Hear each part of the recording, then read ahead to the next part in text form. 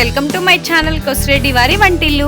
ఇవాళ నేను మళ్ళీ సరికొత్త రెసిపీని పరిచయం చేయడానికి మీ ముందుకు వచ్చేసానండి.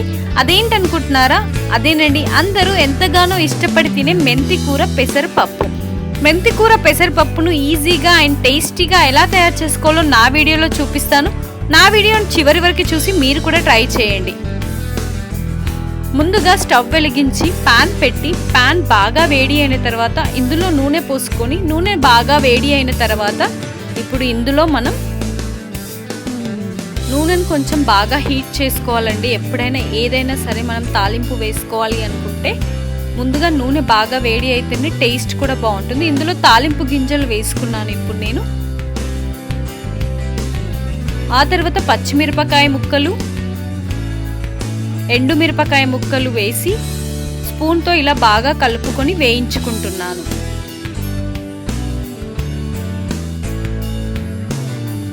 ఇప్పుడు ఇందులో మనం ఇలా బాగా వేయించుకున్న తర్వాత ఇప్పుడు ఇందులో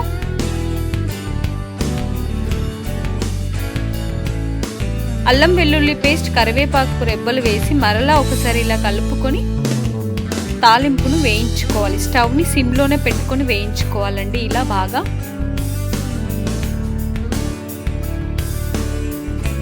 ఆ తర్వాత ఇందులో తరిగిన ఉల్లిపాయ ముక్కలు వేసుకోవాలి. ఇప్పుడు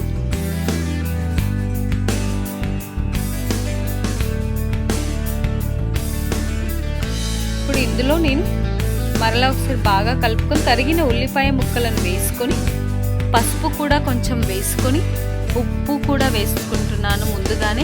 సో ఇలా ఉప్పు, పసుపు, ఉల్లిపాయ ముక్కలు వేసుకొని ఉల్లిపాయ ముక్కలు పచ్చిదనం పోయేంత వరకు బాగా వేయించుకోవాలి. ఇలా ఒక 2-3 నిమిషాలు వేయించుకున్న తర్వాత మనం పెసరపప్పును ముందుగానే నానబెట్టుకున్నామండి. ఒక 1 అవర్ ముందే నానబెట్టుకోవాలి పెసరపప్పును. నానబెట్టుకున్న పెసరపప్పును అందులో నుంచి నీళ్లు తీసేసి ఇప్పుడు ఇందులో వేసుకుంటున్నాను. ముందుగానే నానబెట్టుకోవాలి, ఎందుకంటే నానబెట్టుకోవడం వల్ల మనకి తొందరగా ఉడుకుతుంది, టేస్ట్ కూడా బాగుంటుంది.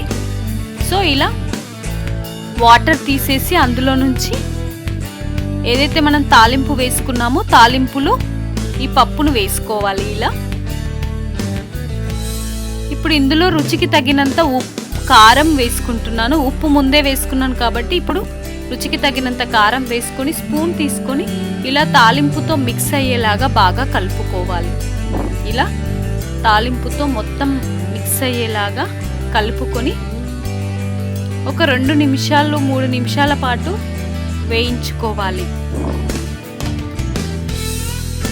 ఒక 2-3 నిమిషాలు ఇలానే మూత పెట్టుకొని ఉడికించుకోవాలండి, ఎందుకంటే మనం పప్పు కూడా కొంచెం ఉడకాలి కాబట్టి. సో ఇలా ఆయిల్ పైకి తేలిన తర్వాత మనం మెంతి కూర ముందుగానే కట్ చేసి పెట్టుకొని ఇప్పుడు ఇందులో వేసుకుని తాలింపుతో మొత్తం మిక్స్ అయ్యేలాగా జాగ్రత్తగా ఇలా కలుపుకోవాలి.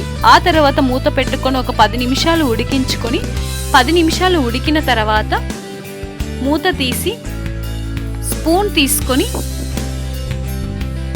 ఒకసారి ఇలా కలుపుకోవాలి, ఎందుకంటే అడుగంటకుండా ఉండే ఛాన్సెస్ ఉంటాయి కాబట్టి ఇలా కలుపుకోవాలి. అండ్ చూడండి, ఆకుకూర మనం ఎంత చేసుకున్నా క్వాంటిటీ ఉడికిన తర్వాత చాలా తక్కువ అయిపోతుంది కదా. సో వేసుకునేటప్పుడు హెవీ అనిపిస్తుంది, చాలా ఎక్కువ అనిపిస్తుంది, కానీ ఉడికిన తర్వాత ఇంత తక్కువ అయిపోతుంది. ఇప్పుడు ఇందులో నేను కొత్తిమీర వేసుకుంటున్నాను. తరిగిన కొత్తిమీరను వేసుకొని స్పూన్ తీసుకొని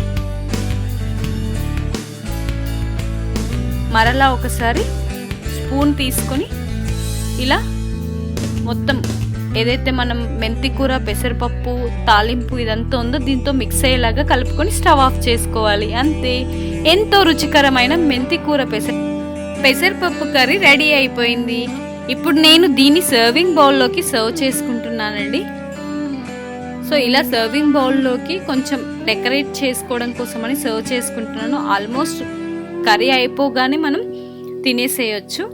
సో ఫ్రెండ్స్, చూస్తున్నారు కదా, నేను ఇలా సర్వింగ్ బౌల్లోకి సర్వ్ చేసుకుంటున్నాను.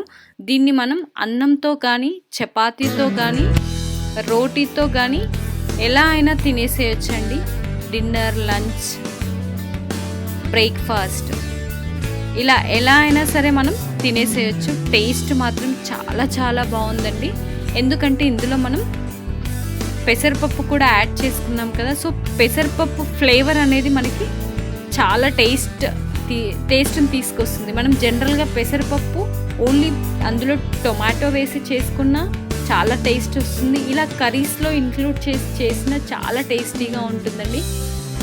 పెసరపప్పు జనరల్గా దేంట్లో యాడ్ చేసుకున్న టేస్ట్ మాత్రం అదిరిపోతుంది. సో అందులో మెంతి కూర కూడా చాలా టేస్ట్గా ఉంటుంది కాబట్టి సో రెండు మిక్స్ అయ్యే వరకు మనకి టేస్ట్ అదిరిపోయింది. ఇది హెల్త్కి కూడా చాలా మంచిదండి నిజంగా. సో చూసారు కదా ఫ్రెండ్స్, మెంతి కూర పెసరపప్పు కర్రీని ఈజీగా అండ్ టేస్టీగా ఎలా తయారు చేసుకోవాలో. నేను వీటిని కొంచెం గార్నిష్ చేసుకుంటున్నానండి. చూడడానికి చాలా ఇంట్రెస్టింగ్గా ఉంది కదా నిజంగా పెసరపప్పు మెంతి కూర కర్రీ. సో మీ ఇంట్లో వరకు కూడా మీరు కూడా ట్రై చేసి పెట్టండి, తప్పకుండా చాలా ఇష్టపడి తింటారండి. పిల్లలు పెద్దలు ఎవరైనా సరే చాలా ఇష్టపడి తింటారు. సో మీరు కూడా ట్రై చేసి టేస్ట్ ఎలా వచ్చిందో నాకు కమెంట్ బాక్స్లో కామెంట్ చేయండి.